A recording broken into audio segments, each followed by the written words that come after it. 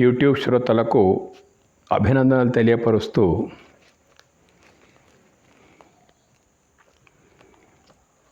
భగవద్గీత ప్రవచనములు ధారావాహిక ఈరోజు 68వ భాగానికి స్వాగతం సుస్వాగతం.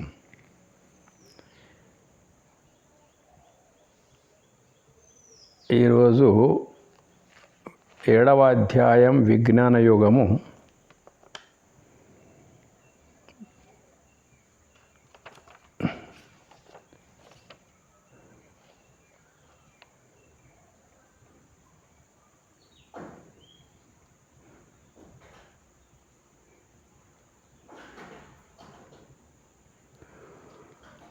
పంతొమ్మిదవ శ్లోకం నుండి ప్రారంభిద్దాం.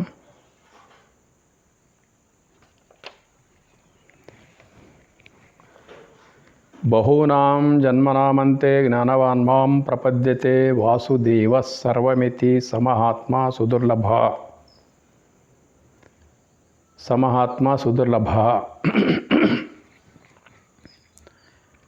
తాత్పర్యం ఏంటంటే, అనేక జన్మల యొక్క అంతమున మనుజుడు జ్ఞానవంతుడై సమస్తమో వాసుదేవుడే అను సద్బుద్ధి కలిగి నన్ను పొందుచున్నాడు. అట్టి మహాత్ముడు లోకంలో చాలా అరుదు. ఇది విజ్ఞాన యోగంలో అత్యంత కీలకమైనటువంటి శ్లోకము. అంతేకాదు, వేదాంత విజ్ఞాన సార సర్వస్వమైనటువంటి భారతీయ సనాతన సాహిత్యం ఏదైతుందో అలాంటి సాహిత్యంలో ఉపనిషత్ విజ్ఞాన సారం అన్న అతిశయోక్తి కాదు. 4 మహావాక్యాల యొక్క మర్మము ఈ ఒక్క శ్లోకం లోపలనే జోడించబడింది అంటే కూడా అతిశయోక్తి కాదు. పరాకాష్ఠ, ఆధ్యాత్మిక విజ్ఞానం యొక్క పరాకాష్ఠ ఏమిటి అనే ప్రశ్నకు ఈ యొక్క శ్లోకం సమాధానం అనవచ్చు మనం. ఏమంటున్నాడు ఇక్కడ? అనేక జన్మల యొక్క అంతమున. ఇది క్రిస్టియన్స్ కానీ ముస్లిమ్స్ కానీ పూర్వజన్మ పునర్జన్మను నమ్మనోళ్ళు, అలాంటి వాళ్లకు ఇది ఏమాత్రం అర్థం కాని శ్లోకం అన్నట్టు. పూర్వజన్మ పునర్జన్మకు సంబంధించి విశ్వాసం ఉన్నటువంటి సనాతన ధర్మంలో కూడా పై కర్మకాండ యందు ఆసక్తి కలిగినటువంటి వాళ్ళు ఎవరైతే ఉంటారో, జ్ఞానం వైపు దృష్టి సారించని వాళ్ళకు కూడా వాళ్ళు ఎన్ని వేదాలు చదివినప్పటికైనా కానీ ఇది అనుభవం లోపలికి రాదు. కర్మకాండ అంతా బహిర్ముఖ దృష్టి, లోకాంతరాలన్నీ బహిర్ముఖ సంబంధమైనటువంటివే. కాబట్టి చాలా తీవ్రమైనటువంటి జిజ్ఞాస ఉన్నటువంటి వాళ్ళే. మొదటి శ్లోకం లోపల జిజ్ఞాస గురించి మాట్లాడినాం. ఆ పరమాత్మని యొక్క అనుభవము పొంది తీరాలే, పరిపూర్ణమైనటువంటి స్థితి లోపలికి వెళ్ళాలి అనేటువంటి తీవ్ర తపన ఉన్నటువంటి వాళ్ళు ప్రయత్నం చేస్తూ ఉంటే కొన్ని జన్మలు కూడా గడిచిపోవడానికి అవకాశం ఉంది. అలాగని ఇంకా మనకి ఇక ముందు జన్మలు గడవవలసి వస్తుంది అనేటువంటి భ్రమ లోపల నుంచి బయటికి రావాలి. ఎందుకంటే ఈ మాట అర్థమైంది అంటే ఎన్నో జన్మల లోపల పుణ్యఫలం ఉంటేనే అర్థం అయిపోతుంది. అర్థం కాకపోతే పెద్ద తొందర ఏం లేదు, నడుస్తూ ఉంటుంది. జన్మలు రాని పోని. మనకు జన్మలతో ఎందుకు చింత లేదంటే గత జన్మ అనుభూతులే, గత జన్మ జ్ఞాపకాలే మనకు లేవు. అదొక పెద్ద వరం, భగవంతుడు ఇచ్చినటువంటి వరం. కాబట్టి అది మనకి ఏది జ్ఞాపకం లేదు కాబట్టి అట్లా ఉంది సృష్టి నియమము. దాని ప్రకారంగా ఆ జన్మల గురించి ఆలోచించకుండా ఇప్పుడే ఇక్కడే ఇట్లే అర్థం చేసుకునేటువంటి ప్రయత్నం మనం చేయాలన్నాడు. అనేక జన్మముల యొక్క అంతమున మనుజుడు జ్ఞానవంతుడై జన్మ జన్మాంతరాల యొక్క ఆధ్యాత్మిక సాధన తత్పరత సత్సంగాల యొక్క అలవాటు ఉండి అటువంటి వ్యక్తికే జ్ఞానవంతుడై అంటున్నాడు అన్నట్టు. ఇక్కడ జ్ఞానము అంటే ఏమిటి అనేటువంటి అర్థం చేసుకునాలి. బహునాం జన్మనామంతే జ్ఞానవాన్ మాం ప్రపద్యతే. అనేక జన్మల యొక్క అంతమున ఏది ఇక మళ్ళా జన్మ లేదో అటువంటి ఒక జన్మ లోపల జ్ఞానవాన్ మాం ప్రపద్యతే, వాడు జ్ఞానవంతుడై ఉంటాడన్నట్టు. జ్ఞానప్రాప్తికి యోగ్యత కలుగుతుంది, జ్ఞానము లభిస్తుంది. ఏమిటి జ్ఞానం అంటే పెద్ద చిక్కు. ఒక్కొక్కరు ఒక్కొక్క రకమైనటువంటి అర్థాలు చెప్తూ పోతారు జ్ఞానానికి. అసలైన అర్థం ఏంటిదంటే వాసుదేవ సర్వమితి, ఒకటే లైన్. 4 మహావాక్యాలు మేళవించినటువంటి ఇది ఒక పాదం అని అనుకున్నా కానీ ఇది ఒకటే పాదం. వాసుదేవ సర్వమితి. జ్ఞానవాన్ మాం ప్రపద్యతే, వాడు జ్ఞాని అయిపోతాడు. ఏమిటి ధృవీకరణ? వాని అనుభవమంతా వాసుదేవ సర్వమితి అంటే ఏమిటి? బాగా అర్థం చేసుకోవాలి. సర్వం అని ఎక్కడ వచ్చినప్పటికైనా కానీ దృశ్యాలు రెండు కలిసే సర్వం అన్నట్టు. భగవంతుడైతే ఉండనే ఉన్నాడు. అతడి యొక్క సృష్టి ఏమిటి అనే మాటకు వచ్చేస్తే ఒకటి పరాప్రకృతి, రెండోది అపరాప్రకృతి. ఇదే అధ్యాయం లోపల ఉన్నాయి. పరాప్రకృతి అంటే ఈ యొక్క దేహాన్ని ప్రకాశింపజేస్తున్నటువంటి ఆత్మతత్వం. అపరాప్రకృతి అంటే నీ ద్వారా గాంచబడుతున్నటువంటి విరాట్ విశ్వతత్వం. ఈ రెండు కలిస్తే సర్వం అయిపోతుంది. ఇంకేం లేదు ఇక. ఇవి రెండు ఏమిటి అనే మాటకు వచ్చేస్తే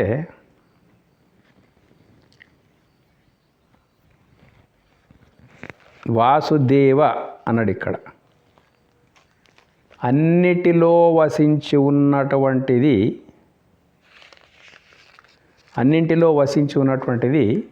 ఏంటిదప్ప అంటే దివ్యత్వమే. వాసుదేవ అంటే అన్నిటిలో వసించి ఉన్నటువంటి దివ్యతత్వము. దేవ అంటే దేవుడు, దివ్యత్వం అంటే దేవుని యొక్క శక్తి. అపరా ప్రకృతి మత్తః పరతరం నాణ్యత కించిదస్తి ధనంజయ అని గత శ్లోకం లోపల చెప్పబడ్డది. అపరా ప్రకృతి ఈ రెండు కలిపితే సర్వం అయిపోయినాయి. అన్నింటి లోపల వసించి ఉన్నటువంటి వాసుదేవ, అన్నిటి లోపల వసించి ఉన్నటువంటిది దివ్యతత్వము తప్ప మరేమీ కాదు. సర్వమితి వాసుదేవ. పంచభూతాల లోపల, అండపిండ బ్రహ్మాండం అంతటి లోపల, నీ లోపల, ప్రతి పరమాణువు లోపల, పిపీలికాది బ్రహ్మ పర్యంతం, 3వ కన్ను తెరిచి కనుక చూస్తే ఎక్కడ పడితే అక్కడ దివ్యత్వము తప్ప దానికి భిన్నంగా ఇంకొకటి లేనే లేదు. అందుకే పిపీలికాది బ్రహ్మ పర్యంతం అన్నాడు. విరాట్ విశ్వం బ్రహ్మాండం ఏదైతే ఉన్నదో, పిపీలికం అంటే సన్నని ఎర్రచీమ లాంటిది. ఎర్రచీమ ఉన్నదంటే దివ్యత్వం లేకుండా అది లేదు. పారుతూ ఉంటుంది, కాటేస్తూ ఉంటుంది, సన్నని చీమైనప్పటికైనా కానీ. మరి దానికి ఆ కాటేసే పండ్లు ఎక్కడ బాగా కొంచెం బ్రెయిన్ అప్లై చేసేస్తే, మైండ్ ఆలోచిస్తే, బుద్ధిని ప్రయోగిస్తే ఏది అర్థం కాదు. మనం మాట్లాడుతూ ఉన్నాం, చూస్తూ ఉన్నాం, ఉంటా ఉన్నాం, పశుపక్షాలు చూసినాం, మనం చూసినాం. కానీ 3వ కన్ను తెరిచి కనుక చూస్తే, జ్ఞాననేత్రం నుంచి చూస్తే ప్రతీది దివ్యమైందే. ఏది చూడు దివ్యమైందే. ప్రతి దాంట్లో దివ్యత్వం ఉందన్నట్టు. మనం ఏది ఊహించలేమో అక్కడ సహితం దివ్యత్వం ఉంది. పరమాణువును విభజిస్తే న్యూట్రాన్, ఎలక్ట్రాన్, ప్రోటాన్స్ వచ్చేసినాయి. శాస్త్రవేత్తలు అక్కడ దిగ్భ్రాంతికి లోనైపోయారు. ఏమిటి శక్తికి మూలం ఏమిటిది అని చెప్పేసి. ఈ రకంగా కొంచెం బుద్ధిని ప్రవేశింపజేస్తే ఈ సృష్టి యావత్తు, నీతో పాటు ఈ సృష్టి యావత్తు దేవుని యొక్క దివ్యత్వమే, దేవుని యొక్క శక్తి స్వరూపమే. అందుకే వాసుదేవ సర్వమితి అంటున్నాడు అన్నట్టు. దేవుని యొక్క శక్తి స్వరూపమే, ఇంకా వేరేది ఏమీ లేనే లేదన్నట్టు. ఇది పూర్ణ అద్వైత స్థితికి సంబంధించినటువంటి శ్లోకము.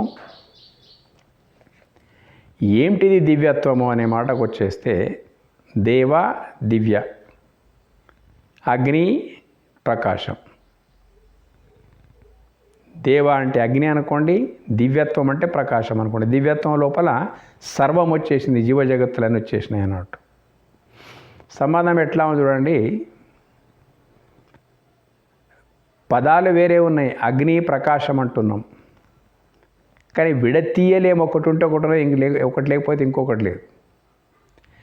పరమాత్ముని యొక్క వైశిష్ట్యం ఏమిటిది అనే మాటకు వచ్చేస్తే,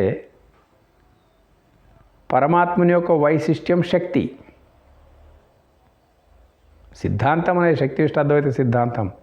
పరమాత్ముని యొక్క వైశిష్ట్యం శక్తి. శక్తిని శక్తిమాన్ నుంచి వేరు చేయలేం. శక్తి ఏ ఫారం లోపల ఉన్నది? పరమాత్ముడు నిరాకారమే, అతడి శక్తి నిరాకారమే. మరి ఆ శక్తిని ఎట్లా మనం గుర్తించేది? దాని యొక్క పరిణామం ఏంటి? శక్తి యొక్క పరిణామం ఏంటిది అనే మాటకు వచ్చేస్తే, జీవ జగత్తులే శక్తి యొక్క పరిణామం. శక్తి దేవుని యొక్క స్వభావం. శక్తి దేవుని యొక్క స్వభావము, శక్తి పరిణామమే జీవ జగత్తులు అన్నప్పుడు, జీవ జగత్తులు ఏవైతే ఉన్నాయో కదా, శక్తి యొక్క అంశాలు అయిపోయినాయి.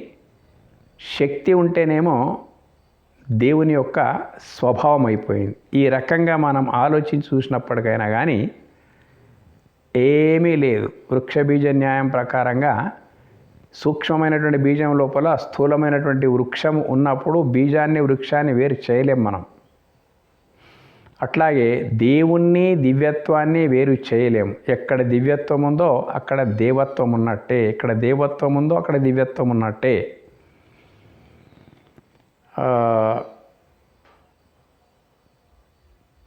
ఈ రకంగా ఆలోచిస్తూ పోతే దివ్యత్వం అంటే ఏమిటి అని ప్రశ్న ఉంది. అనుభవంలో కనిపిస్తూ ఉంది, అనుభవం లోపల కూడా వస్తూ ఉంది, కానీ ఎంత ఆలోచించినా అంతు దొరకకుండా ఉంది. దాని పేరే దివ్యత్వం. భూమి లోపల చూడండి, అగ్ని లోపల చూడండి, ఆకాశం లోపల చూడండి, ఎక్కడ పడితే అక్కడ చూడండి, ప్రతీది దివ్యత్వమే దృష్టిని సారించి చూస్తే. కాబట్టి వాసుదేవ సర్వమితి, ఈ రకమైనటువంటి దృష్టినికి ఎప్పుడు వచ్చిందో, దృష్టిం జ్ఞానమయం కృత్వ పశ్చేత్ బ్రహ్మమయం జగత్ అనేటువంటి విషయం మనం చూసినాము మొత్తం మీద. ఆ రకంగా మనకు దృష్టి ఎప్పుడైతే జ్ఞానమయం అయిపోతుందో అప్పుడు సృష్టి అంతా బ్రహ్మమయమే. ఈ శ్లోకం లోపల ఉండేటువంటి హృదయం ఇంతి అన్నట్టు. కాబట్టి జ్ఞానవాన్మాం ప్రపద్యతి, మనిషి జ్ఞాని అయితే చాలు, దృష్టిం జ్ఞానమయం కృత్వ, అప్పుడు ఆటోమేటిక్ పశ్చేత్ బ్రహ్మమయం జగత్. ఎక్కడ పడితే అక్కడ దివ్యత్వమే ఉన్నది, ఎక్కడ పడితే అక్కడ దివ్యత్వమే ఉన్నది. దివ్యత్వం లేనిది ఏమీ లేదు. అది చాలా విచిత్రమైనటువంటిది.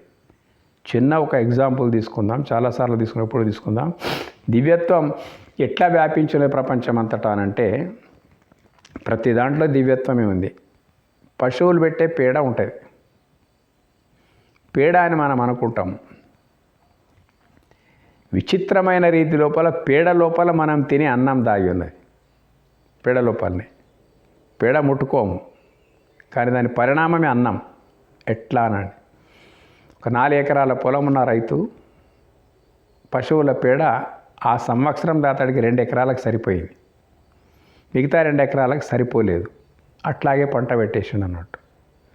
4 ఎకరాల లోపల ఒకే రకమైన పంట పెట్టేసిండు, కందులో ఏవో పెట్టేసిండు అన్నట్టు.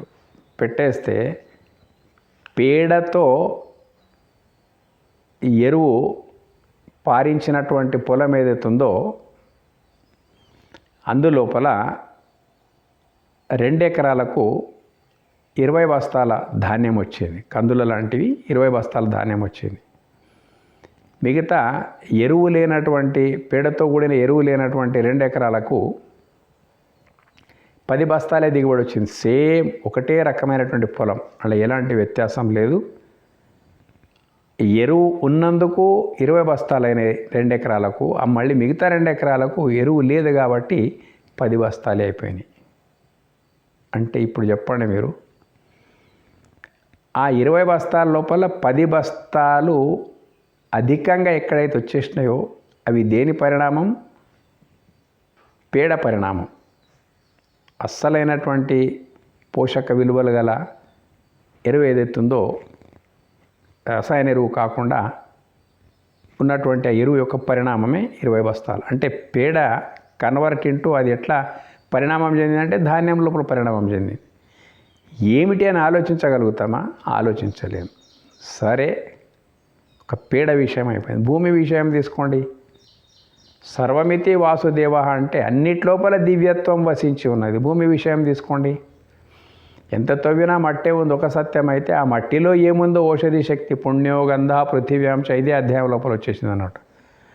అది మనం వేసిన విత్తనం ఛిద్రం అయిపోయి మళ్ళీ 100 విత్తనాలతోని మన ముందుకు వస్తుంది అన్నట్టు, పంట వచ్చేస్తుంది. ఏమిటిది? ఇదంతా మనం తినే అన్నం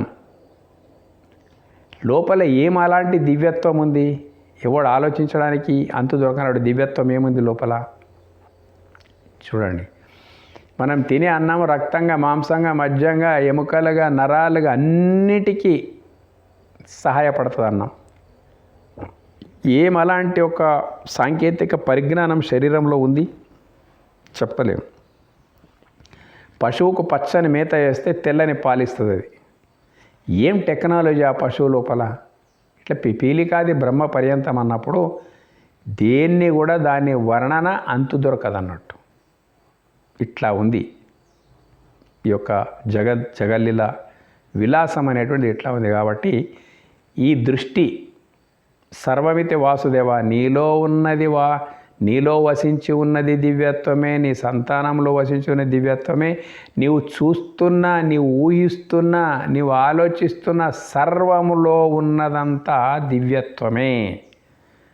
దివ్యత్వం అంటే దేవత్వమే, దేవుని యొక్క శక్తియే, దేవుని యొక్క విశిష్టతయే అంతటా వ్యాపించి ఉన్నది. ఇదే ఆధ్యాత్మిక విజ్ఞానం లోపల, ఆధ్యాత్మిక విజ్ఞాన సార సర్వస్వం అనండి. ఆధ్యాత్మిక మార్గం యొక్క పరాకాష్ఠ అనుకోండి. ఇలా దృష్టి మారడం. దృష్టిం జ్ఞానమయం కృత్వ పశ్చేత్ బ్రహ్మమయం జగత్. ఎన్ని మాట్లాడినా ఈ లెవెల్కు రావడమే నిజమైనటువంటి ఆధ్యాత్మికం. 8వ అధ్యాయం లోపల వస్తుంది. స్వభావ అధ్యాత్మం ఉచ్యతే అంట.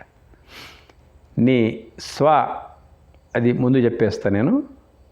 అయితే ఈ లెవెల్కి ఎదిగిన తర్వాత ఎవరి దృష్టి లోపల అంతా వసించి ఉన్నది, సృష్టి అంతా వసించి ఉన్నది, దేవుని యొక్క దివ్యత్వం అనేటువంటి దృష్టి ఎప్పుడైతే వస్తుందో ఆ ఆనందానికి ఇంకా ఏమీ లేదు.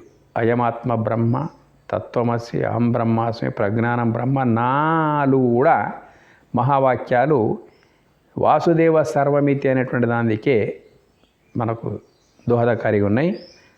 మరి ఈ దృష్టి పొందినటువంటి వాడు ఎవడప్పవాడు, ఎంతటి వాడు అనే మాటకు వచ్చేస్తే స మహాత్మా సుదుర్లభ. ఎన్నన్నా మాట్లాడవచ్చు, కానీ ఎన్ని మాట్లాడినా కానీ దేవుడు ఎక్కడో తనకంటే వేరుగా ఉన్నాడు, విశ్వం లోపల ఎక్కడనో ఉన్నాడు. మనం పిలిస్తే ఎప్పుడో ఒకటి సాకార రూపం లోపల వస్తాడు అనేటువంటి బహిర్ముఖ అపరిపక్వ దృష్టే తప్ప ఎంత వేదాంగ పారంగతులైనప్పటికైనా కానీ, ఎంతటి భక్తులం అనిపించుకునేటువంటి వాళ్ళకు కానీ దేవుడు అంటే ఈ పరిపూర్ణ దృష్టి అలవడం చాలా కష్టం అన్నట్టు. ఏదో బయటనే వెతుకుతూ ఉంటారు. తానొకడై ఆ పరమాత్మను ఎక్కడున్నాడో, ఎట్లా ఉన్నాడో, ఎప్పుడు కనిపిస్తాడో ఇట్లా వెతకడమే తప్ప అసలు వెదికే అవసరం లేదు. సిద్ధ వస్తువు ఉన్నది, నాలో సిద్ధమై ఉన్నది, విశ్వమంతటా సిద్ధమై ఏది ఉన్నదో అదే పరబ్రహ్మం అనేటువంటి అనుభూతి మామూలు మాట కాదు. ఇది సమహాత్మ. ఎవడి ఆత్మ అంటే ఎవరి మనసు పరమాత్మతో సమరసమైపోయిందో వాడే మహాత్ముడు, సమహాత్మ. ఎందుకన్నారు? ఇందుకొరకు అన్నట్టు మనసు పరమాత్మతో సమరసమైనప్పుడు విశ్వమంతా పరమాత్మ మయమే కనిపిస్తుంది అన్నట్టు. మనసుకు ఆ ప్రత్యేకత ఉన్నది. ఏది చాలా ముఖ్యం అనుకుంటావో దాని మయమే మనసు అయిపోతుంది అన్నట్టు. అదొక మౌలిక లక్షణం మనసుకున్నది. కాబట్టి దృష్టి జ్ఞానమయం అయిపోతే సృష్టి అంతా బ్రహ్మమయంగానే కనిపిస్తుంది. ఇదే వీళ్ళనే మహాత్మ అన్నారు అన్నట్టు. ఒక్కొక్క సందర్భంలో ఒక్కొక్కటి అని అంటారు అన్నట్టు. లోకంలో చాలా అరుదు. వాళ్ళే గొప్ప గొప్ప మహర్షులు, ఋషికములన్నీ పరతత్వంలో సమరసం చేసినటువంటి వాళ్ళు, మనసును పరమాత్మతో సమరసం అందించినటువంటి వాళ్ళు,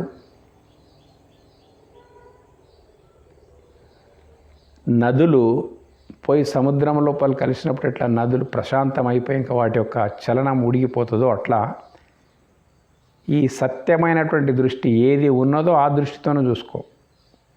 వాసుదేవ సర్వమితి, సర్వమందు వసించి ఉన్నది దేవత్వమే. ఎందుకంటే సర్వంలో దివ్యత్వం ఉంది. ఇది మాట. ఇకపోతే ఇప్పుడు చాలా కీలకమైనటువంటి విషయం ఒకటి ఉంది. ఏమిటి ఆ విషయం అంటే, కామైస్తైస్తైర్హృతజ్ఞానాః ప్రపద్యంతి అన్యదేవతాః తం తం నియమమాస్థాయ ప్రకృత్యా నియతా స్వయా. కామైస్తైస్తైర్హృతజ్ఞానాః ప్రపద్యంతి అన్యదేవతాః తం తం నియమమాస్థాయ ప్రకృత్యా నియతా స్వయా. ఇంత లిబరల్గా స్వేచ్ఛగా పరమాత్మ తత్వాన్ని గొప్ప గుట్టు విప్పి చెప్పబడినప్పటికైనా కానీ వేదం లోపల అన్ని మంత్రాలు ఈ దివ్యత్వం యొక్క వర్ణన తప్ప మళ్ళేంటి లేదన్నట్టు. సృష్టి లోపల ఎట్లా వ్యాపించిన దివ్యత్వం ప్రతి మంత్రం అదే చెప్తామన్నది. అయినప్పటికైనా దీని తాత్పర్యం చాలా విచిత్రంగా ఉన్నది. కొంచెం జీర్ణం కావాలి. ఇది తమ యొక్క ప్రకృతిచే ప్రేరేపింపబడిన వారై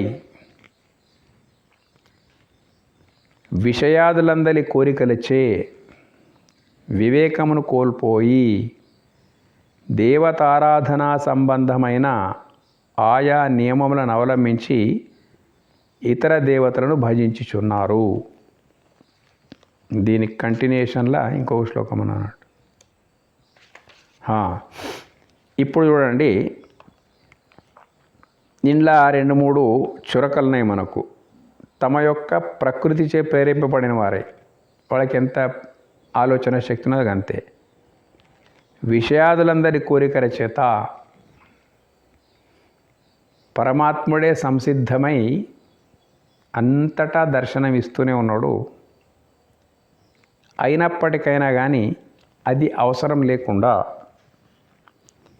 ఇంద్రియాలు బహిర్ముఖంగా పారింపజేసి విషయాదులందరి కోరికల చేత వివేకమును కోల్పోయి, ఏమిటిది వివేకమును కోల్పోయాడంటే పరమానందానికి కారణభూతమైనటువంటి పరమాత్ముని యొక్క జ్ఞానం, అక్కడే పరమానందం ఉంది. ఇది వివేకం. యుక్తాయుక్త విచక్షణ చేస్తూ పోతే, తత్వచింతన చేస్తూ పోతే పరమానందమే మిగులుతుంది అన్నట్టు. ఇది వివేకం. దీన్ని పక్కకు పెట్టేసి ఏం చేస్తున్నారు మానవులు? దేవతారాధన సంబంధమైన ఆయా నియమాలను అవలంబించి ఇతర దేవతలను భజిస్తున్నారు. ఇది వేదం లోపల దాదాపు 75వ భాగం 75% మొత్తం మీద ఏముంది? ఈ యొక్క అనంత విశ్వం లోపల అనేకమైనటువంటి శక్తులు ఉన్నాయి. పంచభూతాల లోపల ఎంతో గొప్ప గొప్ప శక్తులు ఉన్నాయి. ఇంద్రియాలు బహిర్ముఖం ఉండబట్టి దేవుడు మాకెందుకు, దేవతల యొక్క ప్రాప్తి కావాలి మాకు. దేవత అంటే దేవుని యొక్క దివ్యత్వమే. సూర్యుడు దేవుని యొక్క దివ్యత్వమే, భూమి దేవుని యొక్క దివ్యత్వమే, వాయువు దేవుని యొక్క దివ్యత్వమే, ఆకాశము దేవుని యొక్క దివ్యత్వమే, పృథివీ అప్పు తేజో జలము దేవుని యొక్క దివ్యత్వమే. చూడండి, వీటితోనే మన మనుగడ కొనసాగుతూ ఉన్నది. అయితే కొందరు ఏం చేస్తారంటే దేవుడు కాదు, దేవుని సంగతి పక్కకు పెట్టేద్దాం, ఆయన యొక్క దివ్యత్వముని అంటే ఆయా దేవతల లోపల ఉండే విశిష్టతలు ఏవైతే ఉన్నాయో కదా, మనకు పురాణాల లోపల వస్తాయి. కుంతి సూర్యోపాసన చేస్తే సూర్యుడు ప్రత్యక్షమయ్యాడు. వాయుదేవుని ఉపాసన చేస్తే వాయుదేవుడు ప్రత్యక్షమై హనుమంతుడు జన్మించాడు, కర్ణుడు జన్మించాడు. ఆ తర్వాత యుద్ధాల లోపల పాశుపతాస్త్రం కొరకు ప్రయత్నించాడు ఎవరు? అర్జునుడు. అక్కడ శ్రీరాముడు కూడా పాశుపతాస్త్రం కొరకు ప్రయత్నించాడు. ఇట్లా వరాలు ఉన్నాయి. వాలి ఒక ప్రయత్నం చేసిండు. ఏంటంటే అదంతా తపస్సు మార్గమే, దేవుని గురించే తపస్సు చేస్తూ ఉన్నారు వాళ్ళంతా. హిరణ్యకశ్యపుడు దేవుని గురించే తపస్సు చేసిండు. ఇట్లా మీరు ఎంతమందిని మొత్తం రాక్షసులను తీసుకోండి, గొప్ప గొప్ప కారణ జన్మలను తీసుకోండి, వాళ్ళంతా దేవతలు కానీ రాక్షసులు కానీ వీళ్ళంతా తపస్సు ద్వారా ఏం పొందినరు అంటే దేవుని విషయం పక్కకు పెట్టి దేవతలు అంటే దేవుని యొక్క దివ్యత్వాన్ని మనకు అందించేటువంటి వారిని దేవతలు అని అంటారు అన్నట్టు. ఏ దృష్టితో ముందు వస్తుందంతా. అయితే ఇక్కడ ముఖ్యం ఏంటిదంటే 19వ శ్లోకం లోపల పరిపూర్ణమే నీ ప్రవృత్తి కావాలని అన్నాడు. పరిపూర్ణం అంటే పరమాత్ముని యొక్క పరిపూర్ణ స్వరూపమే నీ అనుభవం లోపలికి రావాలి అన్నప్పుడు ఇంకా ఇవన్నిటిది ఏముంది. కానీ ఇది చాలా తక్కువ మందికి అరుదైనటువంటి సమహాత్మ సుదుర్లభ అన్నారు కదా, మిగతా వాళ్ళ సంగతి చెప్తా ఉన్నారు ఇక్కడ. హిరణ్యకశ్యపుడు కూడా తపస్సు చేస్తే సిద్ధించింది, కానీ కోరుకున్నది ఏమిటిది? దేవతాశక్తులనే కోరుకున్నాడు అన్నట్టు. దేవతాశక్తులు నేను ఇట్లాగే ఉండాలి. వాలి ఏం కోరుకున్నాడు? తపస్సు చేసి ఎవరు నా ముందు నన్ను చంపడానికి వస్తే వాళ్ళ బలం నాకు రావాలి. ఒక్కొక్క రాక్షసుడు ఒక్కొక్క విధంగా కోరుకొని ఉండదు అన్నట్టు. దేవతలు కూడా అట్లాగే కోరుకుంటూ ఉంటారు. ఇదంతా ఏంటిది? బహిర్ముఖ దృష్టి అని అర్థం అన్నట్టు. అంతర్ముఖం లోపల పరిపూర్ణ అనుభవమే ఉంటుంది. బహిర్ముఖం లోపల ఏదేదో ఈ సృష్టి వైవిధ్యాలు వైచిత్రాలు కావాలనే కోరిక ఉంటుంది. అవన్నీ దేవతాశక్తులు అంటారు అన్నట్టు. దేవతాశక్తులు. నవగ్రహాలు ఉన్నాయి, పంచభూతాలు ఉన్నాయి, 12 ఆదిత్యులు ఉన్నారు. ఎంతో చాలా కాస్మిక్ ఎనర్జీ దివ్యత్వంతో దేవతల యొక్క, దేవతలు అంటే దేవునికి భిన్నం కాదు. మళ్ళా దేవుని యొక్క ఇప్పుడు సూర్యుడు మూల విరాట్ అయిపోతే కిరణాలు సూర్యునికి సంబంధించినటువంటి సూర్యకిరణాలు ఎన్నున్నాయి చెప్పలేము. ప్రతి కిరణం సోకుతున్నదంటే సూర్యునితోనే సంబంధం. ప్రతి దేవతాశక్తి ప్రపంచంలో వ్యాపించి ఉన్నదంటే అది పరమాత్మని యొక్క దేవుని నుంచే సంబంధం అన్నట్టు. సూర్యకిరణాలకు సూర్యునికి ఎలాంటి సంబంధమో విశ్వాన్ని దేవతలు మొత్తం 33 కోట్ల దేవతలను అంటారు. అదంటే ఏదంటే ఎన్ని అసంఖ్యాకమైనటువంటి దివ్య కేంద్రాలు ఉన్నాయి ప్రపంచం లోపల. అయితే ఎవరికి ఏది కావాలనో అది మాత్రమే కోరుకొని ఉండేటువంటి వాళ్ళు మనకు రాక్షసులు, దేవతలు ఇదంతా చూస్తూ ఉన్నాం మొత్తం మీద. కాబట్టి ఇక్కడ మీకు అర్థం కావాలంటే ఏమైపోతున్నది, నియమాలను అవలంబి వివేకమును కోల్పోయి సర్వస్వరూపుడైనటువంటి పరమాత్ముడు మరెక్కడు లేడు, నీలో సమరసమైనటువంటిదే పరమాత్మ స్వరూపం అనేది పక్కకు పెట్టేసి దేహ దృష్టి నుంచి బాహ్య దృష్టి నుంచి దివ్యమైనటువంటి వరాలను కోరుకుంటూ ఉంటారు అన్నట్టు. అయితే ఈ రకంగా ఇప్పుడు ఆలోచిస్తే ఒక చిన్న ఉదాహరణ, ఎట్లా ఉంటుంది మనిషి యొక్క ప్రవృత్తి అంటే,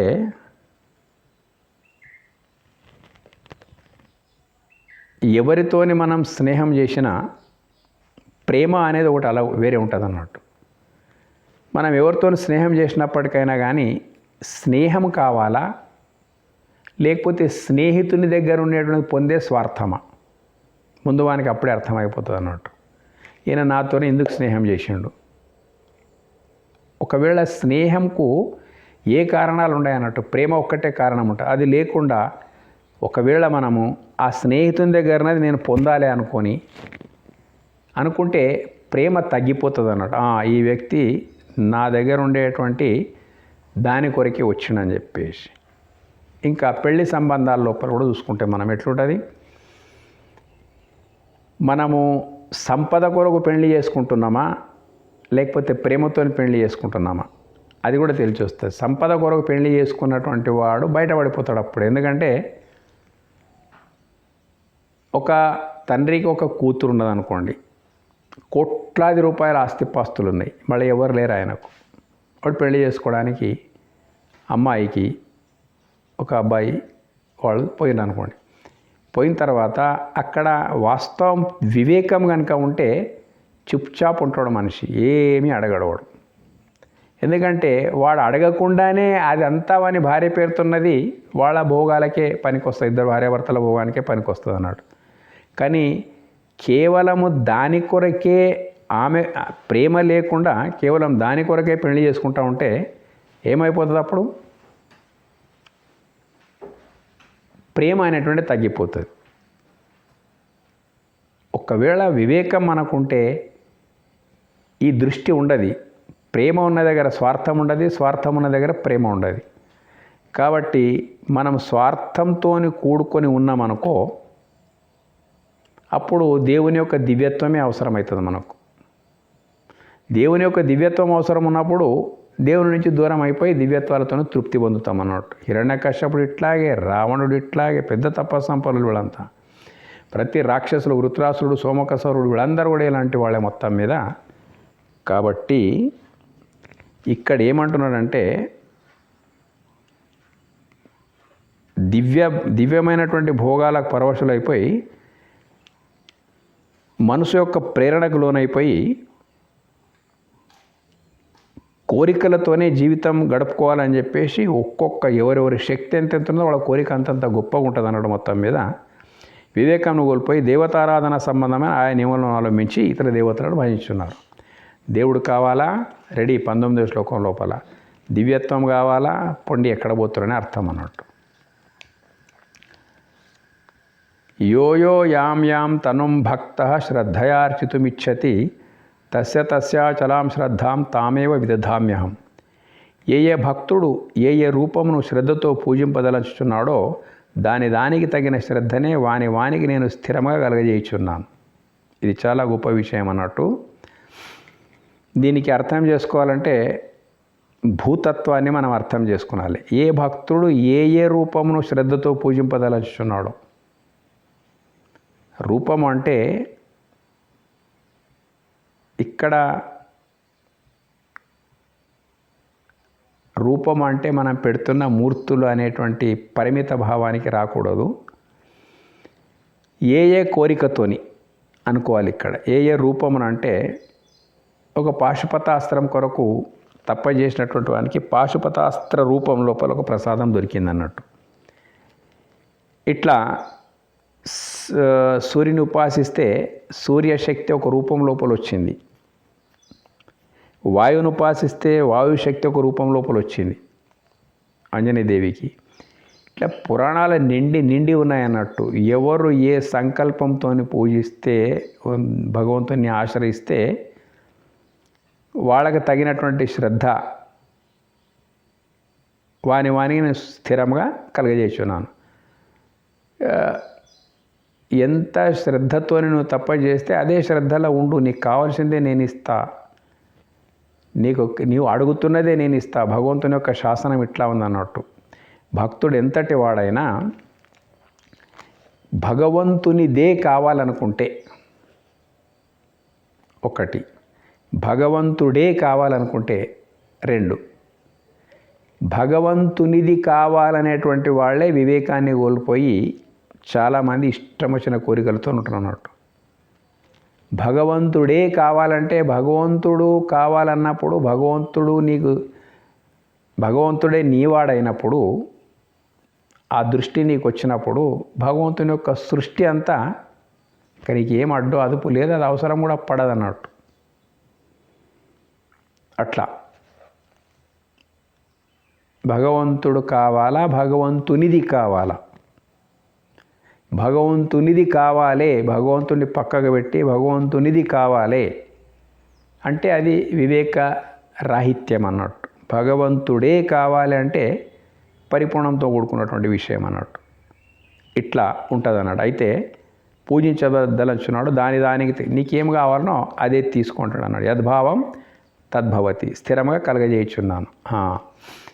ఇక్కడ సకామ భక్తి, నిష్కామ భక్తి అని రెండు ఉన్నాయన్నాడు. సకామ భక్తి లోపల ఏదో ఒక కోరిక ఉంటుంది మనిషికి. ఆ కోరిక దేవుని యొక్క దివ్యత్వమైనటువంటి దేవతల ద్వారా పరిపూర్తి అయిపోతుంది. దేవునికి దేవతలకు ఉండేటువంటి సంబంధం ఏంటి అనే మాటకు వచ్చేస్తే,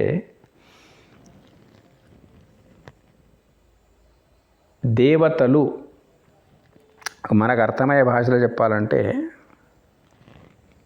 ఒక దేశాధిపతి ఉన్నాడు, అంటే దేశానికి ఒక ప్రధానమంత్రి ఉన్నాడు, మొత్తం శాసనం అతడిదే, వీళ్ళేం డౌట్లే. గవర్నమెంట్ ఎవరిది అంటే ఫలానా వాళ్ళది గవర్నమెంట్ అంటామన్నాడు. దేవతలు అంటే ఏంటి? మొత్తం ఆయన ఆదేశాలకు అనుగుణంగా పరిపాలనను అందించేటువంటి వాళ్ళు వందల లక్షల అధికారులు ఉంటారు అన్నట్టు. లక్షల అధికారులు ఉంటారు దేశం లోపల. మనకి ఏది కావాలన్నా ప్రభుత్వము ప్రధానమంత్రిది అయినప్పటికైనా కానీ నీ పనులు వెళ్ళాలంటే అక్కడక్కడ అధికారులు ఎట్లయితే ఉంటారో అధికారుల ద్వారానే లక్షల విభాగాలు, లక్షల అధికారులు ఉంటారు అన్నట్టు. అధికారుల ద్వారానే నీ యొక్క పని అనేటువంటి సాకారం కావడానికి అవకాశం ఉంది. అయితే ఎవరితోని సాకారం అయినప్పటికైనా కానీ వాళ్ళంతా ప్రభుత్వ అధికారులే. ప్రభుత్వ అధినేత ఉంటాడు, ప్రభుత్వ అధికారులు ఉంటారు అన్నట్టు. ఏది ఎక్కడికి పోవాలి అక్కడికి పోవాలి. డిపార్ట్మెంట్ విభాగాలు ఏవి ఉంటే అక్కడికే నీకు సంబంధించిన పనికి అక్కడికే పోవాలి. అట్లాగే ఈ కోరికలతో కూడుకున్నటువంటి వాళ్లకు కూడా ఏం పొందాలి, ఎట్లా పొందాలి అనేది వేదాల లోపల విస్తారంగా ఉన్నదన్నట్టు ఈ విషయము. ఏది పొందాలంటే ఏ మార్గం లోపల వెళ్ళిపోవాలి, ఏ రకంగా దాని గురించి తప్పించాలి, ఏ రకంగా దాన్ని సాధించుకోవాలి, ఇటువంటి విషయాలన్నీ ఉన్నాయన్నట్టు మొత్తం మీద. అయితే మళ్ళీ నీకేం కావాలంటే అదే. నీకు దేవుడు కావాలా, దేవతలు కావాలా? నీకు బహిర్ముఖ దృష్టి ఉంటే దేవతలు కావాలి, అంతర్ముఖ దృష్టి ఉంటే దేవుడే నీ లోపల ఉన్నాడు, సర్వత్రా వ్యాపించున్నాడు. ఆ అనుభవం లోపల కోరికలు ఉన్నాయి. ఇక ఇంకొక ఉదాహరణ మీకు చెప్తాను. ఒక రాకుమారుడికి ఒక పేదవాడి కూతురుతో వివాహం జరిగింది. ప్రారంధం ఉండే అట్లా అయిపోయింది అన్నాడు. అప్పుడు యువరాజుతోని వివాహం జరిగితే యువరాణి అయినట్టే కదా. యువరాణి అయినప్పుడు రాజ్యం లోపల ఉండే ఏ భోగమైనా కానీ ఆమె కోరి పొందవలసి ఉంటుంది. అన్ని భోగాలు ఏది కావాలని రాజ్యమే వాళ్ళది కాబట్టి ఇంకా ప్రత్యేకంగా భోగాలు కోరుకునేది ఉండదు. అట్లాగే పరమాత్ముని యొక్క పూర్ణత్వ అనుభవం మనకు వచ్చినప్పుడు ప్రపంచం లోపల ఉన్న భోగభాగ్యాలన్నీ ఇంకా వాటి కొరకు వేరే పొందాలనేటువంటి తపన ఉండదు అన్నట్టు. అట్లాగే ఒకవేళ ఉన్నదనుకోండి, సరే ఏది నీకు కావాలంటే అది తీసుకో, దొరుకుతూ ఉంటుంది మొత్తం మీద. ఎట్లా భూమి లోపల ఏ బీజం మనం నాటితే మన కృషిని బట్టి ఆ బీజమే మనకు అందుతుంది. అన్నీ పంటలు పండే సామర్థ్యం భూమికి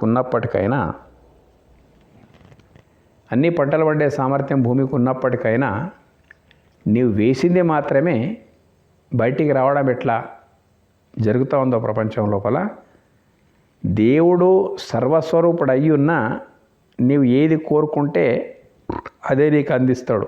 భూమిలో ఏ పంట వేస్తే అది ఎట్లా పండిస్తుందో దేవుడు కూడా నీవు కోరినటువంటి కోరికలను తీరుస్తూ ఉన్నాడు. ఇది ఈ 21వ శ్లోకం లోపల ఉండే అర్థం అన్నట్టు.